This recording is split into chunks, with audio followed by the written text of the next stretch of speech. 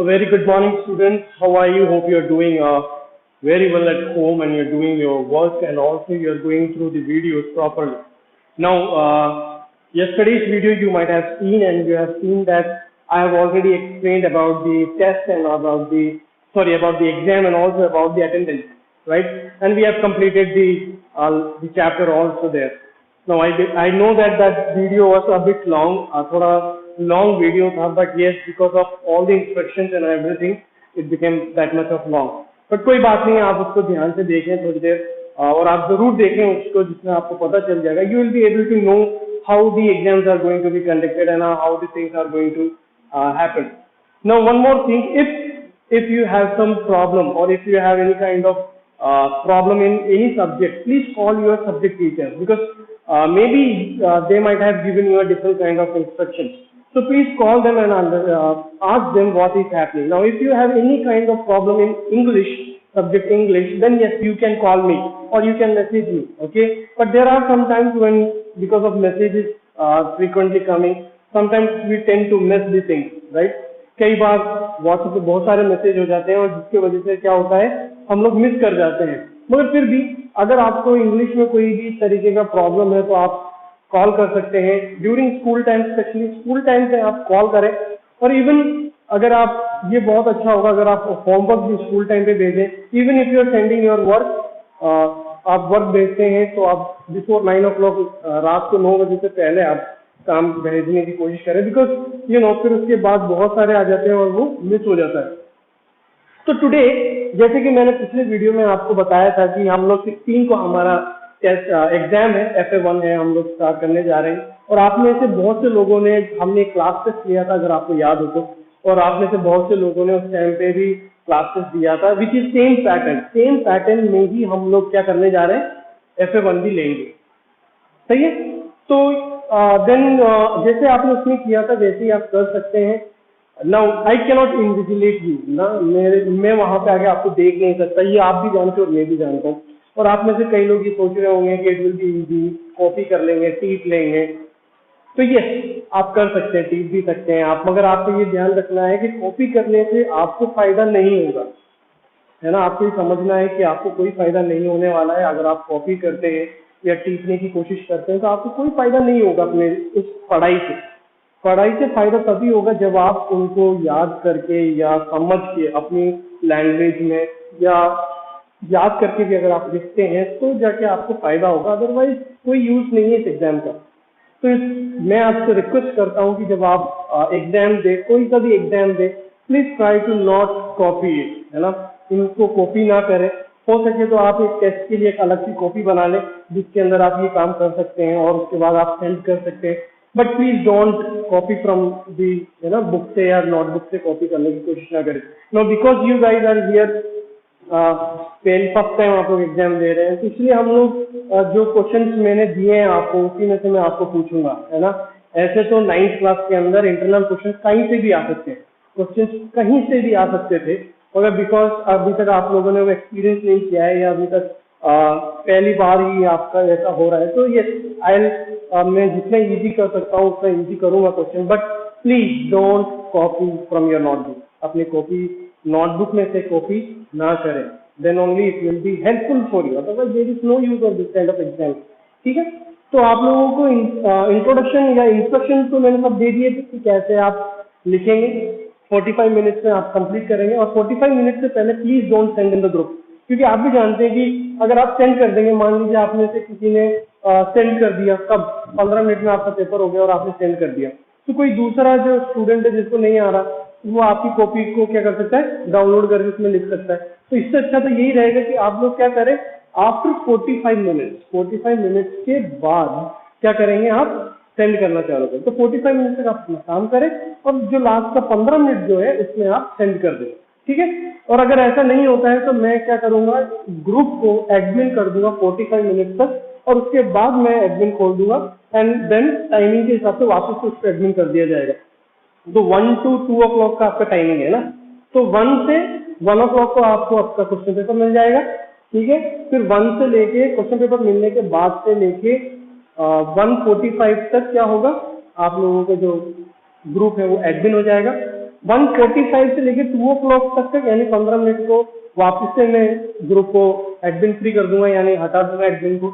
तो फिर आप उसमें अपने आंसर शीट डाल सकते हैं। और उसके बाद 2 o'clock, आफ्टर 2 o'clock 2:10 या 2:05 होते होते मैं उसको वापस से एडमिन कर दूंगा। फिर उसके बाद कोई नहीं देख पाएगा अपने को। तो आपके पास 15 to 20 मिनट्स रहेंगे कि आप आराम से फोटो खींच के या पीडीएफ बना के इसको आराम से सेंड कर सकते हैं। ठीक है, तो ये तो रही है। एंड देन क्वेश्चन जैसा आपको पता है, फिर उसके बाद आने में, उसके सेग्रीगेट करने में, चेक करने में टाइम लगेगा। Then we will announce the result also. तो टुडे जैसे कि आप जानते हैं कि सिलेबस हमारा 5 और 6 था। आज हम कोई दूसरा नया चैप्टर स्टार्ट नहीं करेंगे, हम लोग सिर्फ रिवीजन करने की कोशिश करेंगे। We will try to revision the thing chapter 5 and 6, moments chapter 5 and 6. Please open your books to the moment book and take out the chapter 5 and 6. First, let's talk about chapter 5. Now, chapter 5 is talking about the happy prince. हम जानते हैं happy prince के बारे में हमने पढ़ा। मैं मानता हूं कि आप लोगों को चैप्टर समझ में आया होगा। And it is very easy and beautiful chapter. ठीक है, we came to know that there was a एक प्रिंस हुआ करता था जो बहुत खुश था। ठीक है, और उसके जो कोर्टियर्स थे या उसके जो उस दरबार में रहने वाले लोग या महल में रहने वाले लोग जो है उसको हैप्पी प्रिंस के नाम से जानते थे। Why? Because he was so happy, because he never saw any kind of सोरो। कभी उसने दुख को अपने उस कोर्टयार्ड में या अपने उस दरबार के अंदर, महल के अंदर कभी दुख देखा ही नहीं, इसलिए वो हमेशा खुश रहता। तो इसलिए लोग बाग उसको हैप्पी प्रिंस करके पुकारते थे। जब उसकी डेथ हुई तो डेथ होने के बाद जो है उसका एक पुतला या एक स्टैचू जो है, एक statue middle of the centre of the city के सेंटर में एक जो है उसका पुतला लगा दिया गया, जो कि बिल्कुल बहुत ही शानदार पुतला बनाया गया था। कैसे? बिल्कुल सोने का पुतला, आंखों में जो प्रीशियस स्टोन्स लगे हुए थे, सफायर्स लगे हुए थे, एक बहुत ही अच्छी वाली तलवार वहां लगाई गई, तलवार के ऊपर रूबी लगाई गई। इसका मतलब बहुत ज्यादा खर्चा किया गया था उस पर। ठीक है, मगर जब हैप्पी प्रिंस वहां पे खड़ा है, वो देखता है पूरे सेंटर, अपने पूरे जितने भी लोग हैं सब लोगों को जब वो देखता है तो वो देखता है कि वहां पे बहुत ज्यादा दुख है, बहुत ज्यादा परेशानी है, बहुत ज्यादा डिफरेंट काइंड ऑफ प्रॉब्लम चल रही है ना। तो इस वजह से वो बहुत दुखी रहता है, मगर वो कुछ कर नहीं सकता क्योंकि वो वहां से हिल नहीं सकता। Right, he is a statue, he cannot move from there, so he cannot do anything. From at that point of time, period of time, a swallow passes by from there. एक swallow, एक bird जो है वहां से गुजरता है और वो क्या करता है, एक रात को वो इजिप्ट की ओर जा रहा है और रात को रुकने के लिए या सोने के लिए, रेस्ट लेने के लिए वो हैप्पी प्रिंस के पैरों में आके सोने की कोशिश करता है। बट वहां पे हम जानते हैं कि उसके आंखों के आंसू, इसके हैप्पी प्रिंस के आंखों के आंसू जो उसके ऊपर गिरते हैं वो उसको ड्रेंच कर देते हैं। ड्रेंच कर देना मतलब उसको गीला कर देते हैं। तो वो ऊपर आता है, ऊपर आके उससे बात कर, कॉन्वर्सेशन करने लगता है। यहाँ पे swallow and happy prince are having a conversation, telling कि स्वॉलो कहता है कि तुम कैसे स्टैच्यू हो, मतलब मैं यहाँ पे रेस्ट लेने के लिए आया और यहाँ पे तुम एक बारिश को नहीं रोक सकते। बट देन ही रियलाइज, कौन? Swallow realize, the bird realizes कि हैप्पी प्रिंस जो है वो रो रहा है। ठीक है, और वो पूछता है तुम क्यों रो रहे हो? And than happy prince says कि ये बात है, मैं जब लोगों को देखता हूँ दुखी होके तो मैं उनकी हेल्प करना चाहता हूँ, लेकिन मैं हेल्प नहीं कर पाता। And now happy prince and the swallow are agreement, वो एग्रीमेंट में आते हैं कि हैप्पी प्रिंस कहता है कि क्या तुम मेरी मदद करोगे एक रात के लिए? क्या तुम ये जो रूबी है ये जैसे किसी को दोगे? किसको देने की बात हो रही है वहां पे? सबसे पहला एक जो वहां पे हेल्प करता है हैप्पी प्रिंस जो है किसको? एक सीमस्ट्रेस जो की एम्ब्रॉयडरी करती है उसको देने की बात हो रही है। और वो कहा जाता है कि वो बहुत ज्यादा गरीब है, उसके हाथों में पूरे लाल लाल निशान हो चुके हैं बिकॉज ऑफ द सुई और वगैरह की वजह से उसके हाथों में निशान हो चुके हैं। उसका बच्चा बहुत बीमार है और वो लेटा हुआ है, उसके पास खाने के लिए कुछ नहीं है और सिर्फ पीने के लिए रिवर वाटर के अलावा कुछ नहीं है।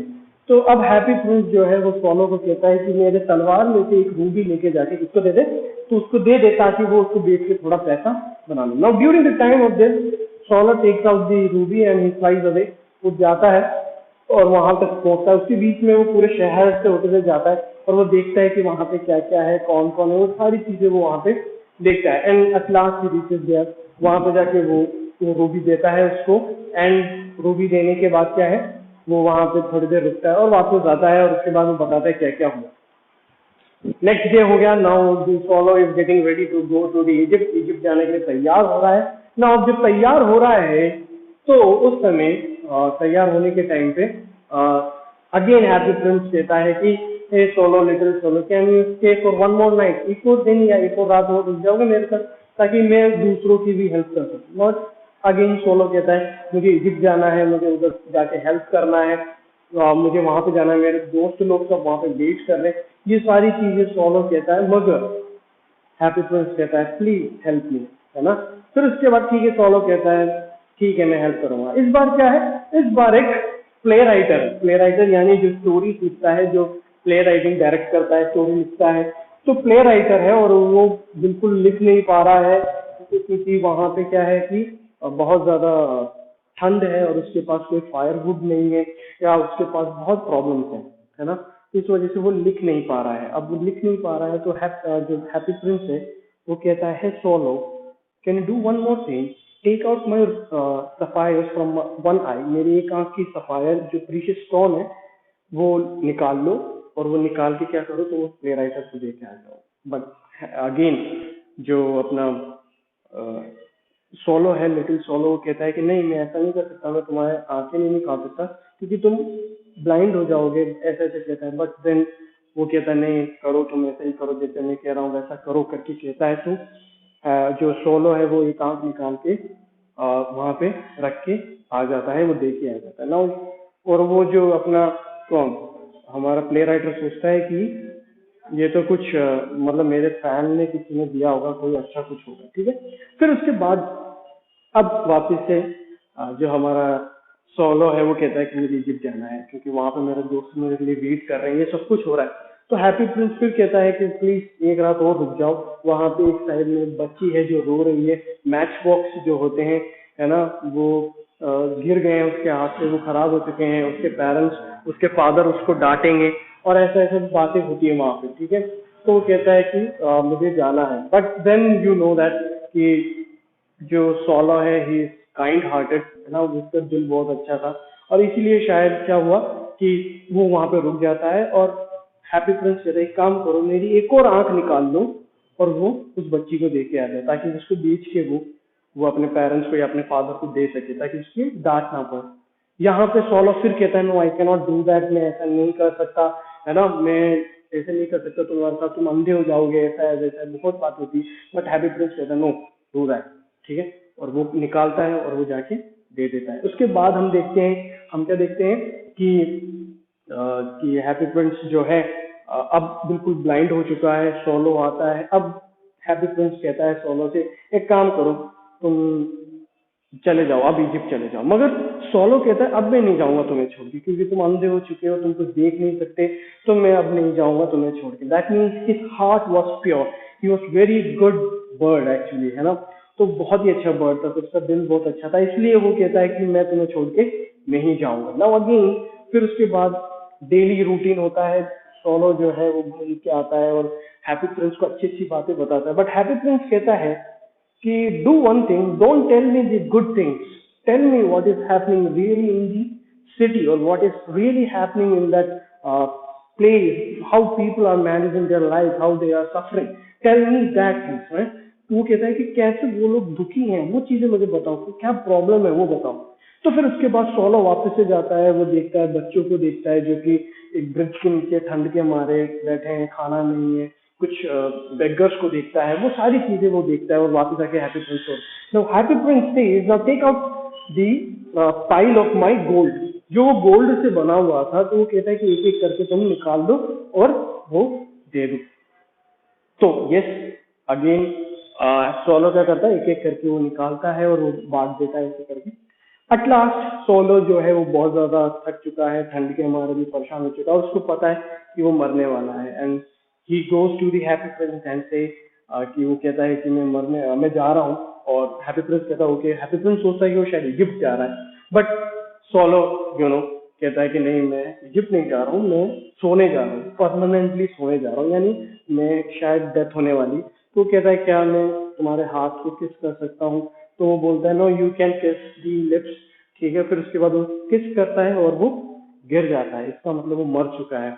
और हैप्पी प्रिंस जो है उसके दिल, जो उसका मेटल से बना हुआ दिल थे, वहां पे भी क्रैक आ जाता है, इसका मतलब उसको पता चल चुका है कि मर चुका है। नाउ नेक्स्ट मॉर्निंग हमारा जो मेयर है, वहाँ का जो हेड था ना, पॉलिटिकल हेड था, वो अपने कुछ लोगों के साथ, कुछ चेलों के साथ वहाँ पे आता है, ऑफिसर्स के साथ आता है। वो देखता है कि ये हैप्पी प्रिंस ऐसा क्या हो गया, मतलब पूरा सोना भी गया, रूबी भी गई, और एक बर्ड भी पड़ा है हमारा। तो ये लोग ऑर्डर करते हैं कि इसको हटाओ यहाँ से, और उसको भी जो है हमारा बर्ड को भी फेंक देते हैं और उसको भी हटाने के लिए कहा जाता है। Then it goes like this कि उस मेटल को पिघलाने की कोशिश की जाती है, मगर जो वो हार्ट था, जो हैप्पी प्रिंस का जो दिल था मेटल का बना हुआ, वो पिघलता नहीं है। तो वो दिल को वो उठा के फेंक देते हैं। वो कहाँ पे फेंकते हैं? जहाँ पे उस चिड़िया को फेंका था, जो सोलो है हमारा, उसको फेंका था, वही फेंकता है। Now in heaven God says to the angel कि दुनिया की सबसे प्रेशियस थिंग्स लेके आओ, दो सबसे महत्वपूर्ण चीजें लेके आओ। तो एंजल जो है वो आता है, जमीन पे आता है, धरती पे आता है, और वो देखता है हैप्पी प्रिंस का दिल और सोलो को देखता है, और वो लेके सीधा कहाँ जाता है? गॉड के पास जाता है, एंड गॉड से कहता है यही चीज है। तो गॉड कहते हैं ये जो तुम लेके आए हो, यही दुनिया की सबसे प्रेशियस थिंग है, ये दिल और ये सोलो ही सबसे प्रेशियस थिंग है। और उसके बाद जो है उनको ऑर्डर दिया जाता है, कि ऑर्डर नहीं, इस तरीके से कहा जाता है कि ये भी हमेशा के लिए हेवन में रहेंगे। So this is how the happy Prince works on. और मैंने आप लोगों को क्वेश्चन आंसर दिए हैं, एक्सटर्नल क्वेश्चन आंसर हैं, इंटरनल क्वेश्चन आंसर कुछ 4 क्वेश्चन आंसर। ठीक है, आई बिलीव कि आप जानते हैं कि जब आप करेंगे तो आपको समझ में आ ही जाएगा। सो सबसे पहला क्वेश्चन उसमें था, मैंने ये ऑलरेडी आपको समझा दिया है। सबसे पहला क्वेश्चन था कि क्यों हैप्पी प्रिंस को हैप्पी प्रिंस कहा जाता था, और फिर उसके बाद क्या वो रियली हैप्पी था, और उसके आसपास क्या होता था, वो सब चीजें। फिर उसके बाद why does the happy prince send ruby for the seamstress, क्यों उसने रूबी भेजा, और what does swallow do the seamstress, उस सोलो ने क्या किया वहां जाके, उसके बारे में पूछा है। फॉर हुम does the Prince send the sapphire, and why sapphire क्यों भेजा गया था, और क्या हुआ उससे। What does the solo see when it flies over the city, जब वो सिटी के ऊपर जाता है तो उसने क्या क्या देखा। Why did the swallow not leave the prince and go to Egypt, क्यों वो प्रिंस को छोड़ के फिर इजिप्ट नहीं गया। What are the precious thing mentioned in the story, सबसे महत्वपूर्ण चीज क्या है इस स्टोरी के अंदर जो कि बताया गया है। व्हाई आर दे प्रेशियस, क्यों वो महत्वपूर्ण। So this is the question answer. और आप लोगों के पास क्वेश्चन आंसर ऑलरेडी होगा, उसको याद करें, समझें, चैप्टर को पढ़ें। मैंने ऑलरेडी समरी तो दे दिया है आपको, राइट, पूरा समरी मैंने एक बार में बता दिया है आपको, तो उसको भी देखें और चैप्टर को भी पढ़ें। ठीक है, क्वेश्चन आंसर्स में आएंगे, इंटरनल क्वेश्चन जो मैंने आपको दिए हैं वो क्वेश्चन भी आएंगे, और एक्सटर्नल जो है वो भी आएंगे। ठीक है, इंटरनल मैंने जो दिए हैं एक्चुअली बाहर से आने चाहिए थे, मगर this time for the this time, अगली बार अगर एग्जाम्स होते हैं तो हम जरूर इंटरनल क्वेश्चन देंगे, जो कि कहीं से भी हो सकता है। अभी के लिए, सिर्फ अभी के लिए आपको जो इंटरनल क्वेश्चन मैंने दिए हैं वो, और एक्सटर्नल क्वेश्चन मैंने दिए उनमें से आएगा। ठीक है, but you should know, you can write your own language. अगर आपको स्टोरी पता है तो आप लैंग्वेज भी अपने आप बना सकते हो। Now then the 6th chapter, the weathering the storm in Ersama. Weathering the storm of Ersama is about a teen boy, एक बच्चे के, एक लड़के के बारे में जिसका नाम प्रशांत है। ठीक है, वो अपने दोस्त के घर जाता है, और वो दोस्त के घर पहुंचता है, और रात को क्या होता है, बहुत तेज साइक्लोन आ जाता है, बहुत प्रॉब्लम हो जाती है। 2-3 दिन तक वो अपने घर, दोस्त के घर पे रहता है, मगर फिर उसको यही बात एक चिंता सता रही है कि उसके फैमिली मेंबर्स जो करीब 18 किलोमीटर दूर गांव में है, क्या वो सेफ हैं या नहीं है।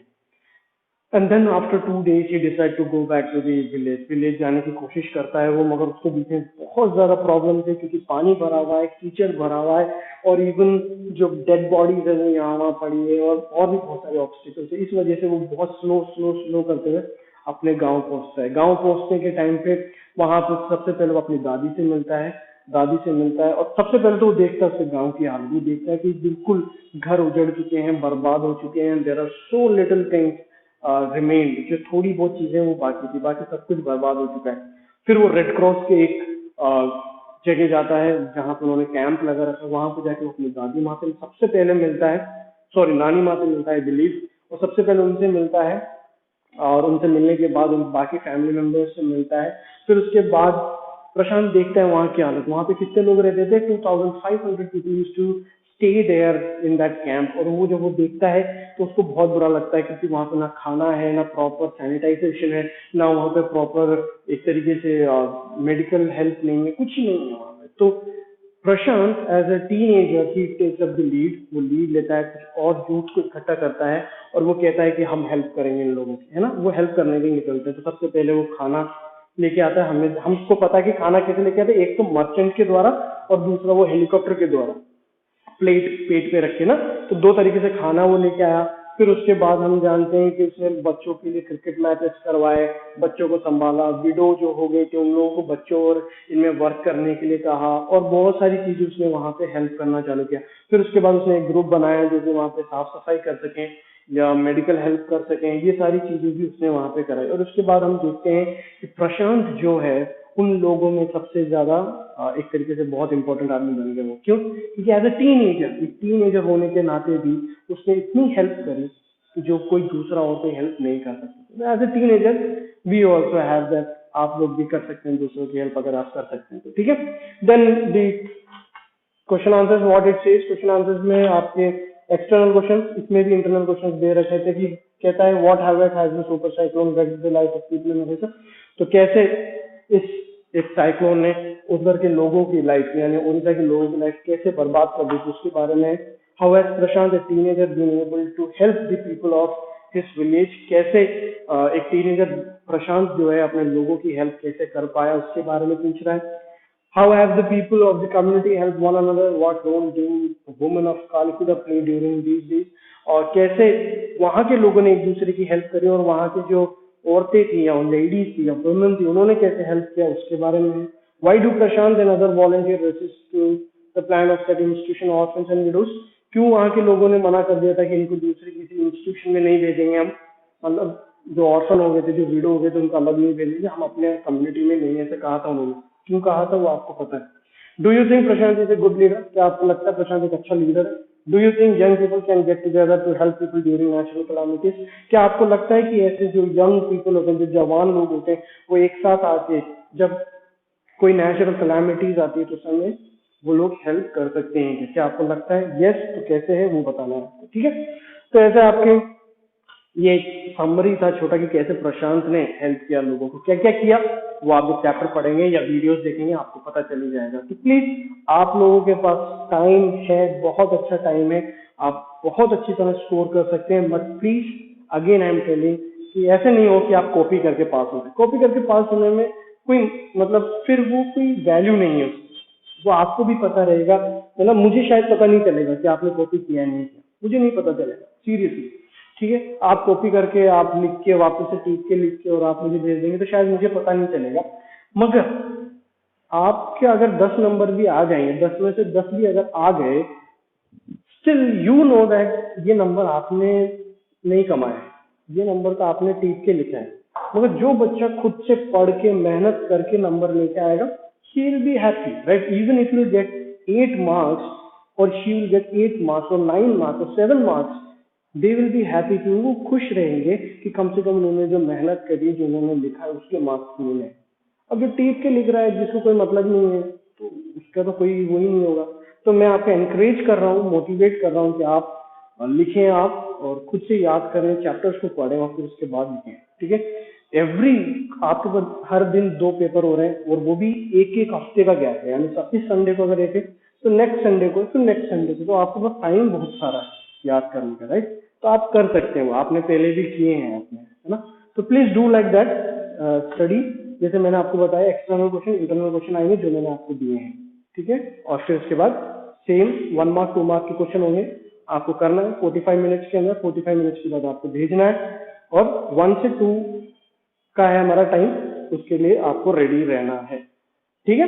तो टिल देन अब हम नेक्स्ट हम देखते हैं, अगर ये वीडियो के बाद शायद नेक्स्ट आपके एग्जाम के दिन होगा, मैं आपको मैसेजेस कर दूंगा कि आपको तैयार रहना है अपने एग्जाम के लिए, ठीक है। Till then do your best, study well, learn और बाय हार्ट और understand, try to understand the things properly, ठीक है। Till then bye bye, stay home, stay safe and study, bye bye, thank you.